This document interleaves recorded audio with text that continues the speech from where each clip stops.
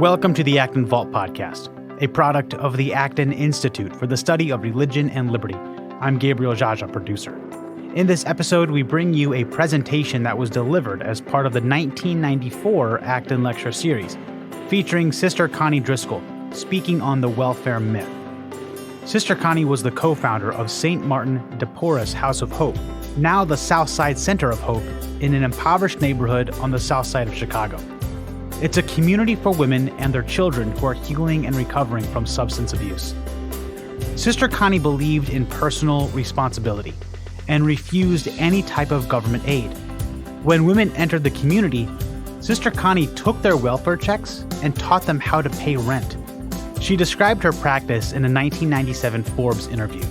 The word on the street is that ours is a tough house. The women always have somewhere to be: career or computer training, GED classes, alcoholics and Narcotics Anonymous meetings, or a job here in the house. You can find additional resources in the show notes of this episode, as well as find previous episodes on our website at acton.org/podcast. If you like this program, you can help us reach even more listeners by sharing it with a friend and leaving us a 5-star review on Apple Podcasts.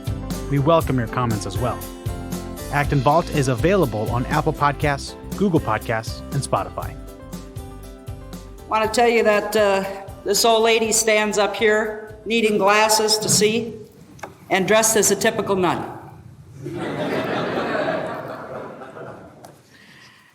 In the past few years, we've heard more and more about the problem of welfare. The arguments rage about what is best to do about this enormous problem and the enormous drain on our resources. The questions are always, does it harm or does it help those it wishes to serve? If we sever all welfare payments, what happens to the children? Will they starve? Will their homes be available for them? If the parents are forced to work, who will care for them? Let me suggest that, in fact, welfare does in many instances more harm than good. In the 12 years that we have operated a shelter for women and children on the south side of Chicago and worked with the poor, we have had in excess of 9,000 women and their children enter our house. All homeless families. Less than 1% of that population was not on welfare. So if they were receiving cash grants and food stamps, why are they without housing? I can tell you that a good portion of that money was spent on drugs, high-ticket items, and money for the fathers of the children. And I can tell you that the women, the children, and the fathers are dressed a whole lot better than most of us who work with the poor. I have a difficult time justifying handing out money without any accountability for how that money is spent. I believe that if you work for your money, you have the right to spend it as you wish.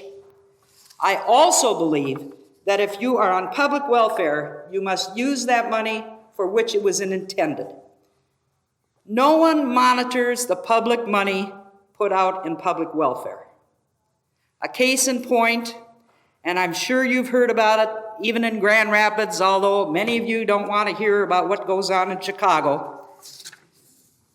The Keystone case.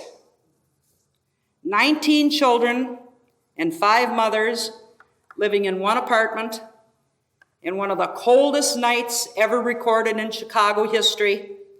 There's no heat, there's no food, there's no clothing, there's no linen, and the one child fighting with a dog over a bone.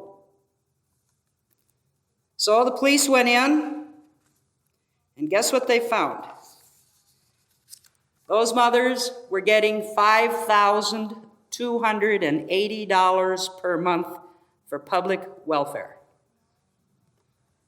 Now, take away the $320 that they had to spend on an apartment, and other than Bill Clinton, I think I can subtract. These are $4,960. What did they do with it? I can tell you what they did with it. 2 of the mothers had cocaine habits that were costing them $100 per day. One mother was in the hospital giving birth to yet another cocaine-addicted baby. One was in jail, and the fathers, who knows? They weren't even a part of the picture. When they went into court, their public defender said that they were all victims of poverty. They weren't victims of poverty. They were victims of their own irresponsible behavior. I don't know of anyone that cannot live on $4,960 and feed those children and not have to worry about a child fighting for a bone with a dog. The judge agreed with our assessment and said, yes, this is wrong. So she said they are victims of their own irresponsible behavior. And so she told them what they had to do. Now, let me tell you that those children are all in state custody. I talked to the Lieutenant Governor last Monday, and I can tell you what the figures were that he gave me as to what it has cost so far. It has cost the state $250,000 to keep those 19 children in state custody, and before the parents are ever rehabilitated, assuming that might happen, this case alone will cost in excess of $1 million to the taxpayers of Illinois.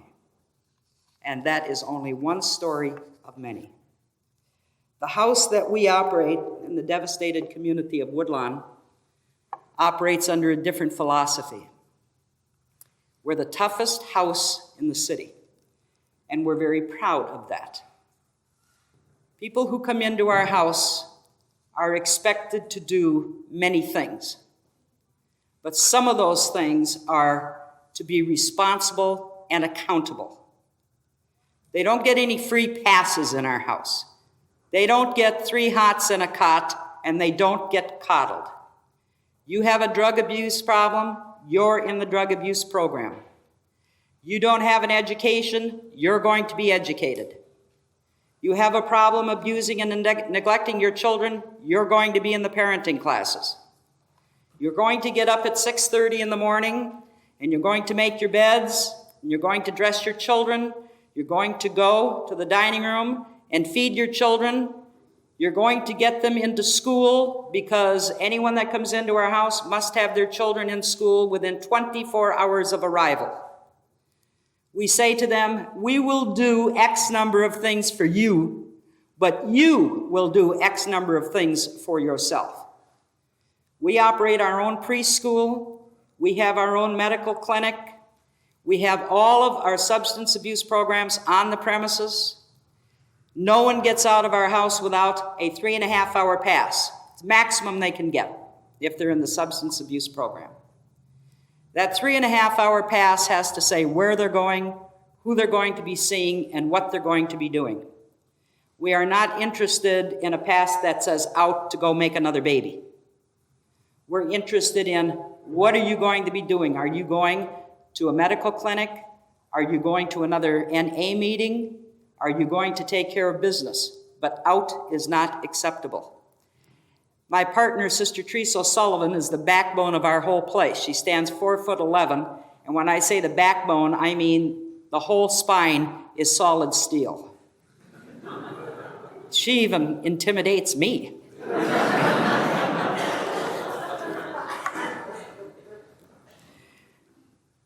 Many people talk about who the homeless are, and in our experience, we have discovered who the homeless are. They're always the victim. The fact is that they're not homeless because they didn't have money to pay rent. They're homeless because they did not pay their rent. 66% of the people who come into our house come in because they have been evicted. They have either not paid their rent or they have destroyed the apartment. Eviction is the major cause of homelessness. Now, you can talk about numbers all you want. If you listen to the National Coalition for the Homeless, they're going to tell you there are 2 to 3 million homeless out there. Utter nonsense. They have no way to even justify that. So just forget the figure. You talk about how many homeless there are, perhaps 500,000 nationwide. You talk about how many homeless in Chicago. I'm so sick of picking up the Tribune and the Sun-Times and reading that there are 80,000 homeless in the city of Chicago. I just get sick about it. There are 1,000 people living underneath Wacker Drive. 1,000 people can't fit under Wacker Drive. I go down there quite frequently. And the reason I go down is because I chair the mayor's task force on the homeless. And I periodically go down with the Department of Human Services team to find out what is going on down in the streets. You'll run into maybe 5 or 6, max. That's it. I was down there not too long ago, and as I walked in, one woman told me she was just down there visiting. She owned the McDonald's up the street. Another one told me that she just came down to see how poor folks was because she owned Bloomingdale's. Another man told me what to do to myself, which was physically impossible, so I said, well, all right.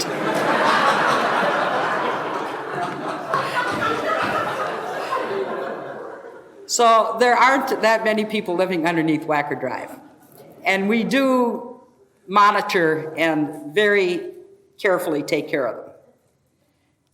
Jack Kemp gave us an override in the city of Chicago. I'm not sure if any of you know how our housing works there. It's called the Chicago Housing Authority, and only families can live there. But Jack Kemp gave us an override for 48 apartments that we could put single people in. So I went to the mayor, and by the way, Mayor Daley is a Democrat, closet Republican, I think. Super wonderful guy. And I said, look, we got the apartments, we've got to put something in them. So Commissioner of Human Services got the authority from the mayor, and we put in refrigerators and stoves, all of the furniture, totally furnished, no rent, stocked it with food, and the people we put in there were out within a week because they didn't want to be there. They wanted to be out on the streets. And we have a problem with that. We don't want them out on the streets. It has nothing to do with the aesthetics of the city. It has to do with people living a dysfunctional lifestyle and disturbing the rights of other people, and that's the reason we go under Wacker Drive and roust them. We had the same situation at O'Hare Airport. Mayor called me and he said, we have a problem at O'Hare. I said, okay, I got the picture. I'm going to take care of it. You're going to hide, right? He says, well, why not? So I went out to O'Hare, and we said, we had the police with us, and we said, we want everybody out of O'Hare. But before that, I had said to Mayor Daley, if we're going to take them out of O'Hare, what are we going to do with them? So we came up with 2 agencies downtown Chicago that are marvelous agencies that have been in existence for a long time, Chicago Christian Industrial League and Haymarket House. And we got them the funding, and we put outreach workers at O'Hare, and we said, those people who just needed shelter, job training, place to live, we would put those people at CCIL. Those people who had alcohol, drug problems, or had some mental problems, we would put them at Haymarket. And we spent a lot of money to get it done, but you know that people actually go out to O'Hare Airport and go to the outreach office there so they can get transported back into Chicago to get into those 2 programs. So I would say that has been a rousing success thanks to the city of Chicago. While I was out there, though, some of the people got a little upset, so they dumped a bucket of cement on my car. But that's the way it is. Then we had a problem with a group from Atlanta that came up and said, oh, we're going to build all these nice little 4x8 plywood shacks for all these homeless people. So they built them. And in there was a little bucket where you could burn something to heat the place, and one pipe that went out the ceiling, and you used the neighboring area as your bathroom. No running water, nothing. So I called the mayor's office after I had gotten a frantic call, and I said, I know. Okay, they're gone. So we tore them all down. So the press went to the mayor's office and said, why did you tear them down? He said, why do you ask me? Why don't you ask her? She did it. And I'm happy we did it. because we don't want people freezing to death in 4x8 plywood shacks when we have enough shelter space in the city of Chicago to take care of them. Last year, 40 degrees below zero, 5,300 shelter beds available. We always had additional space in the shelter system. All of the beds were never full. So now discount the 80,000 figure that they bandy about in Chicago as homeless, because that simply is not true. We had ample shelter beds all last winter. When I first came to Chicago 12 years ago, we had 300 shelter beds in the whole city, and most of those were for men. When Mayor Washington came in, I was his token white woman on the Women's Commission. He said, "What can I do for you?" And I said, "Let's have some more shelter beds." So we got 1,800 total. When Mayor Daley came in, he said, "You tell me what you want." He said, "I'll give it to you." And I said, "I want enough shelter beds so that I don't have to read in the paper that people are dying on the street." And he said, "You got it," and we do have it. We have the authority to open any park district field office at any time that there aren't enough shelters in the city to handle anybody that needs it. And I think the city of Chicago has done a superior job of doing that. But Mayor Daley has a different tact as a Democrat, you see. He believes in privatization. He believes in turning things over to local government and to local communities. And he believes that the churches should also be responsible for taking care of the needs of the poor among us. So, quite frankly, I'm glad he didn't run Tuesday, because if he'd gotten beaten, I don't know what I would have done. He really is a pretty good guy. But back to our house. All of our people that are there for a very specific reason, and that's to get their lives together. And that's exactly what we teach them to do. There is no point in telling anybody that I hate people running around the shelter system looking for a place to get their lives together. We have people who have come in who have been in every shelter in the city over and over and over again, and they just never seem to get their lives together. They've lost their children. They don't know what to do. State of Illinois already has 44,000 children in the Department of Children and Family Service system that they don't know what to do with. So what we try to do is impart on the women and the children that they have an obligation to set their lives straight. And we're going to do everything that we can possibly do to help them get to that point. They set their own goals, short-term goals to begin with, medium goals, and then long-term goals. Where do you want to go with your life?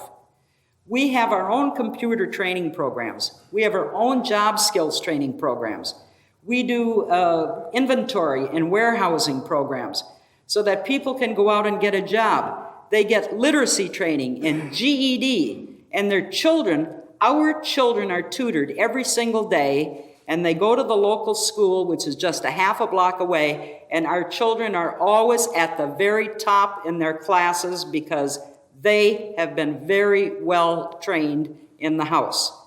I'm not talking about people who stay in our house 5 or 10 days. Many of these people are there 8 months, 10 months, and if they have 6 or 7 children in Department of Children and Family Services, and they have been sent to our house by a court order, which many of the judges do, sometimes they're there 18 months before we get all their children back for them. But that's what we're there for. That is our responsibility. Most of our staff are ex-residents or residents in training.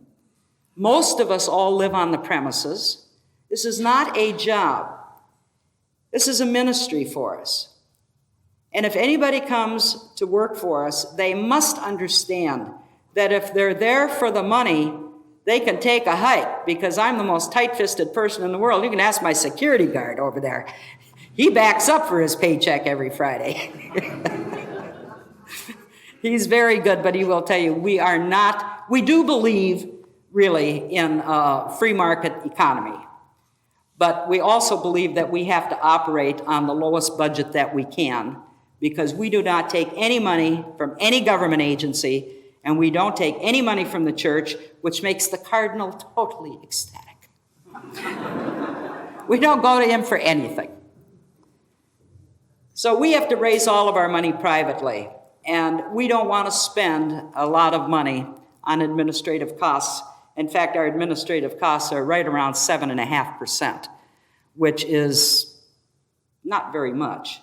But given the fact that we're getting so very good about taking toilets apart and fixing water pipes and things like that, we don't usually have to call in extra people to help us out either.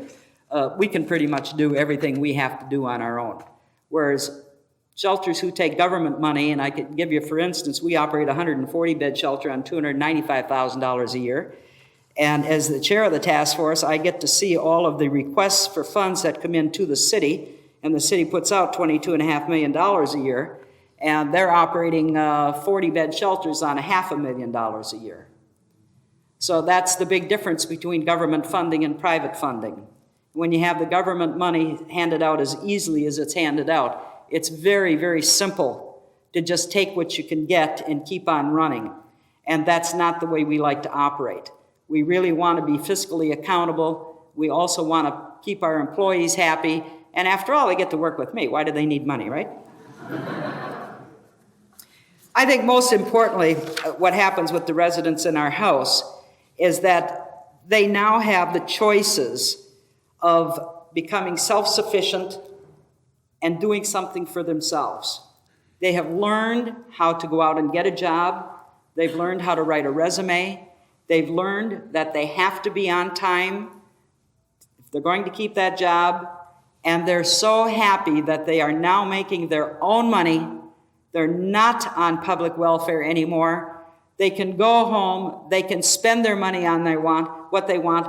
But they're so happy that they're self-sufficient. They want to know that what they have is theirs. And they're tired of being poor, and I don't blame them.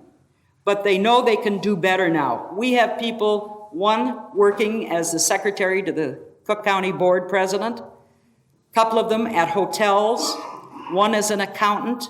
We have them working in hardware stores. We have them as cooks. We have them as secretaries, as computer data entry people. They're working in every phase. One of them works for the mayor's office of employment and training, and she got the job on her own. Nobody went and got it for her. She went down and applied. She passed. She got it. That's what makes it so important, is that they do get off of public welfare and they do get out there and work. I can't say that in the 9,000 women and children that have come through our house that they've all done it. But most of them have tried to do it, and they're better off now than they were when they came in. They can't just keep their money when they live in our house. They have to save it. And it's made out into money orders in their own names, goes into the safety deposit box, and when they leave, they have all of their money there so that they can live and do what they have to do. That's very satisfying for them. It's the first time in their lives they've ever saved a nickel. Instead of putting it all up their nose or shooting it into their arms, they've got some money now. They're clean. They're drug-free. They sing their praises out behind on the side porch every single morning. This whole group of women get out there and sing their praises to God. I live next door to a bunch of Carmelites, and I pick on the Carmelites all the time. In fact, we're sort of attached to them. I have a tunnel that runs from my building, the old school building, into their rectory. Well, periodically they have some nice young seminarians that come to visit, and they don't know about the tunnel. Well, it was raining very hard one morning, and I didn't feel like running outside and running in their back door, so I went through the tunnel. And as I'm coming through the tunnel, this young seminarian is just coming out of the laundromat, and here comes this woman with a black eye patch, gray hair, barreling through, and a laundry wet. She said, "Jesus Christ!" I said, "No, Sister Connie."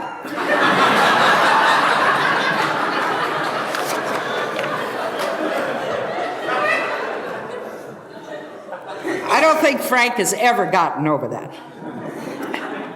So when the Carmelites give me a hard time, since the boiler is in my building, I just cut their water off. But the priests next door love to hear our women sing, and they have their own gospel choir going. And they do a super job in standing out there. It's the first time they have really come together as a group. And if you've ever been in our house, I mean, there are no private rooms. I mean, this is not the Waikiki Hilton here. This is dormitory-style living, babies crying half the night, some of the babies sick, some on monitors, and they put up with it because they're learning a different way of life and they're learning community life, and that's part of what our house does. In addition to my work with the poor, I've also worked with a variety of other groups organized to help the poor. And I must confess that as well-intentioned as many of these organizations are, much of their efforts are totally wasted. The simple reason is that they are too closely tied to government and government social programs. Government programs are more interested in continuing their own existence rather than ending poverty. Another problem is that at their best, they only deal with the material needs of the poor and not the deeper needs such as family stability and a moral lifestyle. And believe me when I tell you that the government has proved itself to be more of a hindrance than a help. Over the past 40 years, we've created the most immoral society ever imposed on a group of people. We've imposed a system that locks people into poverty with no way out. We've slaughtered the work ethic. We've sanctioned the right for teenagers to have babies and collect welfare, all out of wedlock. We've taken away individual responsibility and accountability, and we've given every woman on welfare a reward for having more children. And we're giving the fathers of those children a free ride by making the taxpayers responsible for child support. And my question is how can we encourage whole groups of able-bodied adults to abdicate their responsibilities for providing for themselves and their children? We are already into our third generation of entire families knowing nothing other than public support. And my other question is how long can we tolerate this system? And this is precisely what fake welfare is. It's sitting home every single day, waiting for that check to come once a month, waiting for the food stamps so that you can go down the street and sell $500 worth of food stamps for $100 because that $100 will buy you 10 bags of crack. That's what fake welfare is. And that's what we have to get rid of. A system that creates apathy and despair and dependence among those that it claims to help is absolutely immoral.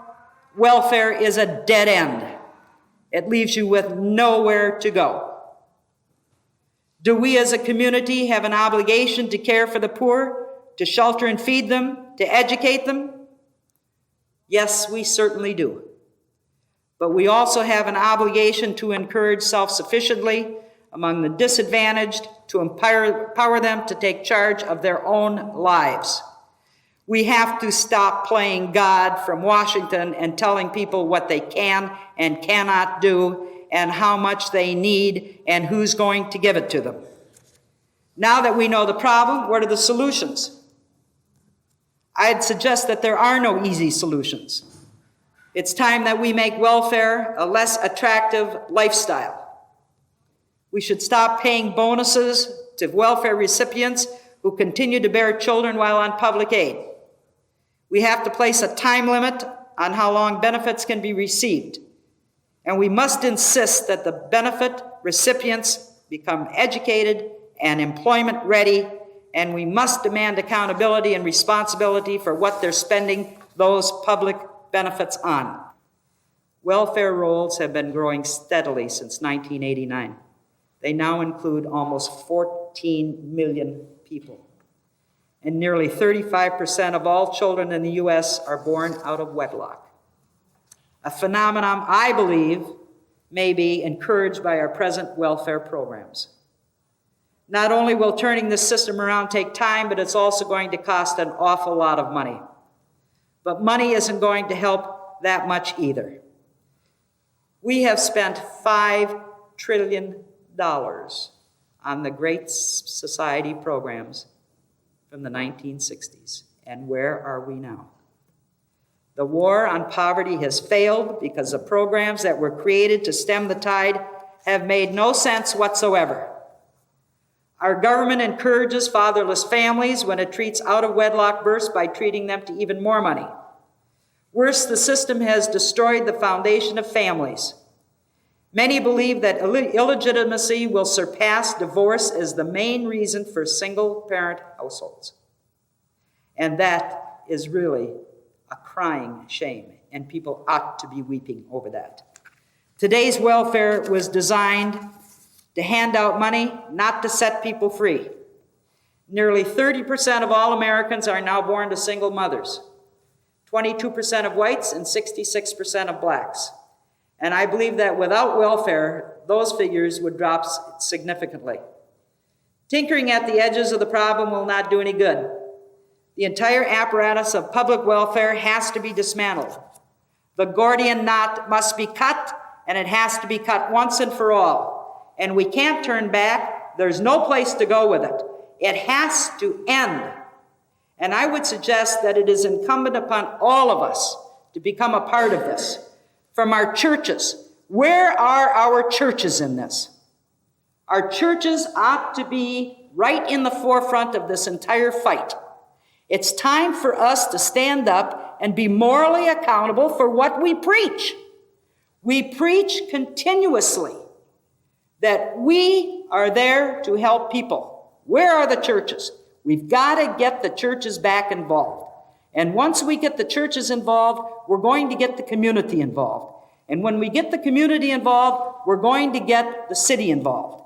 And then we can stop worrying about what's happening in Washington, what's happening in the governor's mansion. It's going to take place in our own communities. I can't walk the street of my community without a security guard.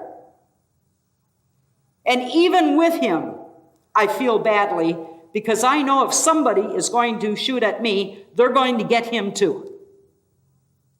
The violence that comes from drugs and poverty has got to stop. And every church, pastor, minister, priest is going to have to stand up and be accountable. They're going to have to say, it's time we take back our communities. It's time we stop the free government money. It's time that we tell Washington to take a flying leap.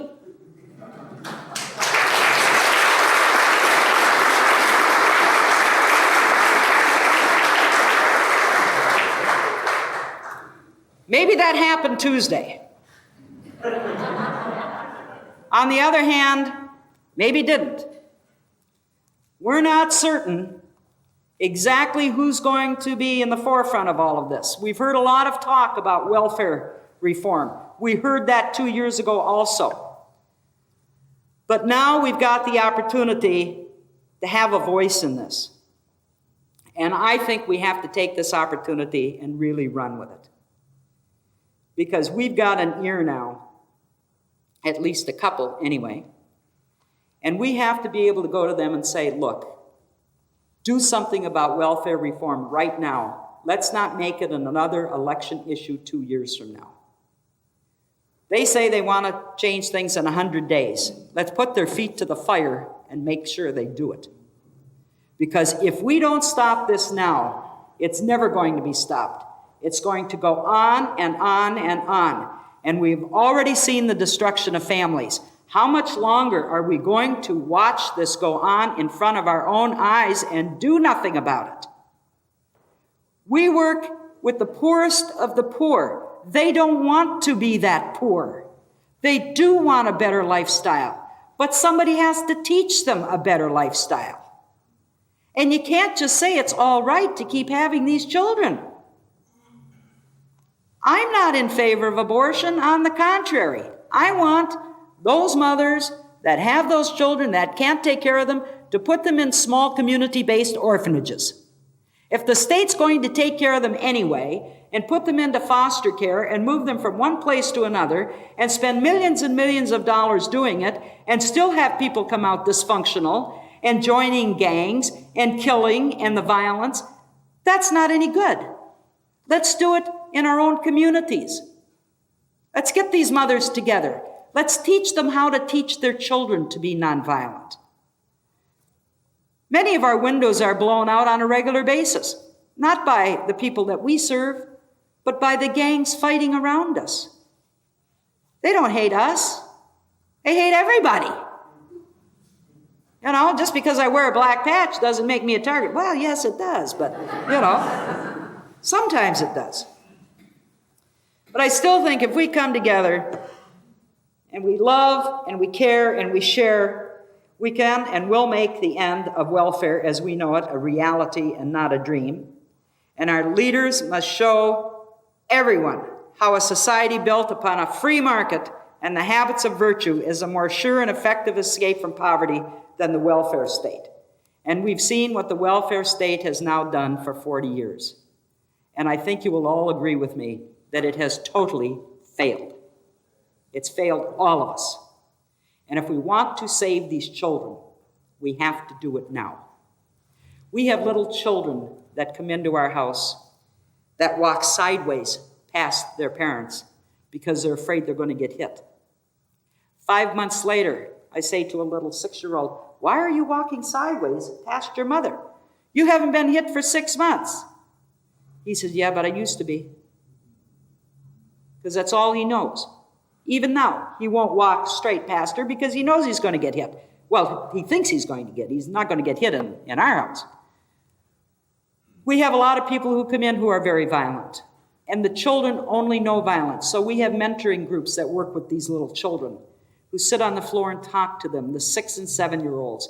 They're all broken into their own little age groups so that they can get rid of what anger has come upon them. They live such chaotic lives, all of their lives, that they don't know peace and tranquility. They don't know what it's like to sleep in a clean bed and to eat food and to play with other children without worrying about getting shot. They have closed-in play areas. They have inside play areas. They learn how to do things, and they learn how to do it nonviolently. How's my time? Cordell, how's my time? Oh, I'm out of time. And aren't you glad? I would like to end it there because I want to save some time for any questions that you might have, because I'm sure I've missed a million things. But I want to tell you that as a religious, I think that our responsibility in the community as religious is to teach people and to love people and to care for people. And yes, we can be tough, and we can be very tough, but we can also be very compassionate. And the only reason we are doing what we are doing is because we love so much that we want to make certain that the children and those women who really want to live good lives have that opportunity to do it. I guess my time is up. Thank you very much.